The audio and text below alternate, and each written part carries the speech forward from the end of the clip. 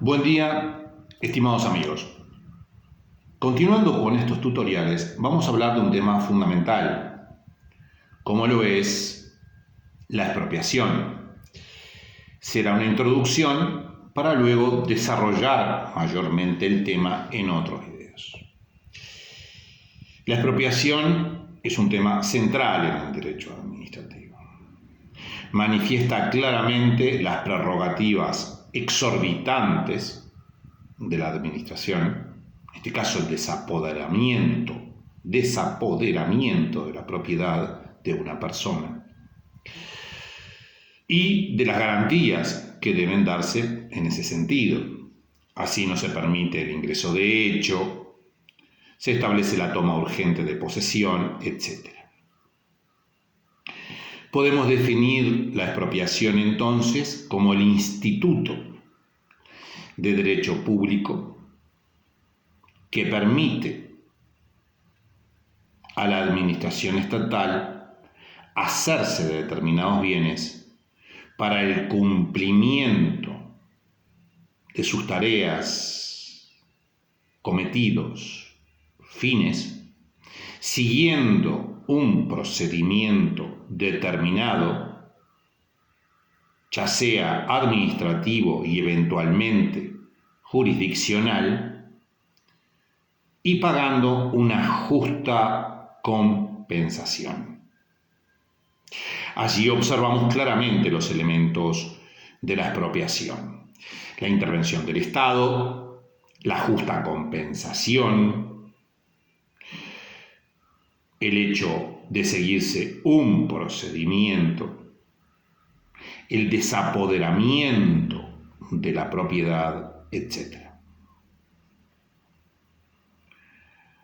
Esta compensación, además, debe ser generalmente previa y debe abarcar todos los elementos que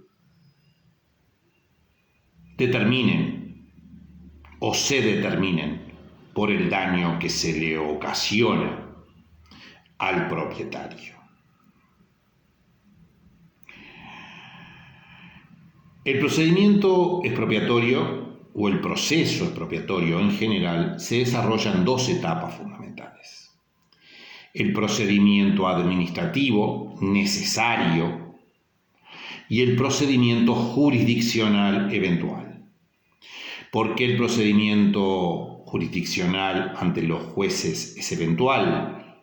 Porque se puede acordar la compensación en sede administrativa. Para que pueda existir una expropiación, es necesario cumplir con el artículo 32, especialmente de la Constitución de la República. Este dice: la propiedad es un derecho inviolable, pero sujeto a lo que dispongan las leyes por razones de interés general. Nadie puede ser privado de su propiedad sino en los casos de necesidad o utilidad pública, establecidas por una ley y recibiendo siempre del Tesoro Nacional una justa y previa compensación. Deberá pagarse los daños y perjuicios, se consuma se desarrolle o no, se determine o no la expropiación, por la duración del proceso. Se debe pagar los daños y perjuicios por la duración del proceso y por la desvalorización de la moneda. Es entonces que existen determinadas etapas para poder expropiar. En primer lugar, se necesita una ley que declare la necesidad o utilidad pública. Estas leyes muchas veces se establecen en forma genérica.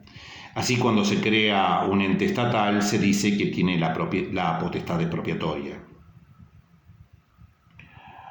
A veces se establece la necesidad o utilidad pública en forma determinada para un padrón o para un inmueble determinado. Esa competencia es del legislador. Luego de ello comienza el procedimiento administrativo, que tiene las siguientes etapas fundamentales: la designación, la notificación de la designación, la oposición o no por parte del particular a la designación, la discusión de la tasación de la compensación que se realizó previamente. Se le notifica al expropiado cuánto se le piensa pagar por indemnización. Allí el expropiado puede oponerse. Y si se opone, la administración puede aceptar o no el nuevo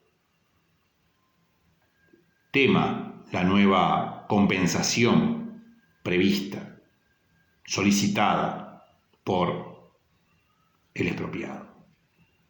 Si no acepta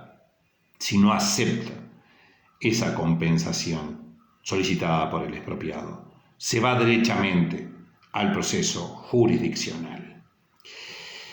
El proceso jurisdiccional se tramita, según el Código General del Proceso, en un juicio ordinario.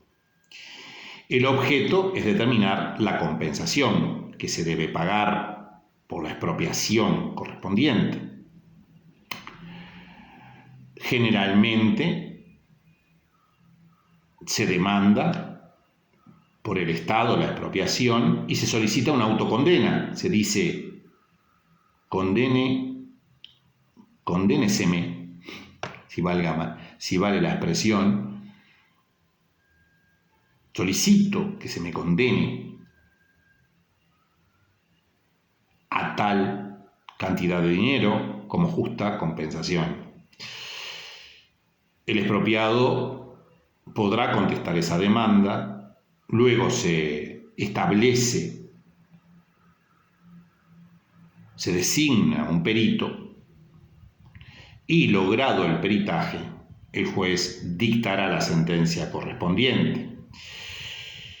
El dictamen del perito no obliga al juez, pero sí determina que deba fundar su posición diversa.